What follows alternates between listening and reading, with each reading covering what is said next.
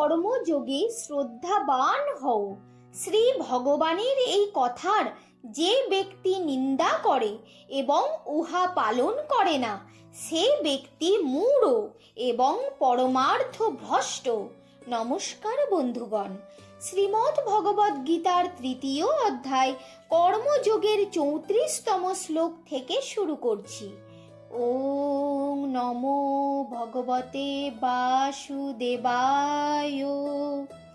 ইন্দ্রিয়স্য ইন্দ্রিয়স্য অর্থে রাগ দেশৌ ব্যবস্থিতৌ তয় ন বশম আগচ্ছেৎ তৌ হি অশ্ব পরিপন্থিনৌ।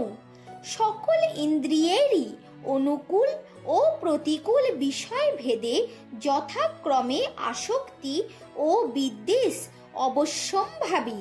কিছুতেই উহাদের বশীভূত হইবে না, কারণ ওই দুইটি জীবের শ্রেয় মার্গের প্রতিকূল।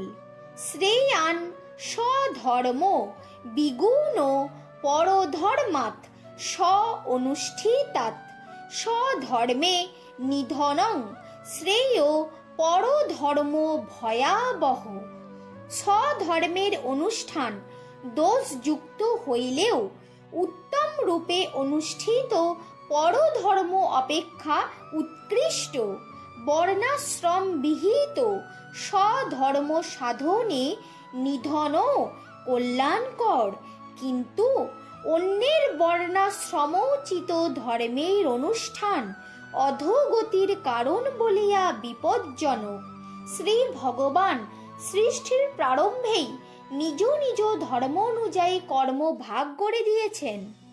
অর্জুন উবাচ অথ কেন প্রযুক্ত অয়ং পাপং চরতি পুরুষ অনিচ্ছন অপি বাষ্ণেয় বলাৎ ইব নিয়োজিত।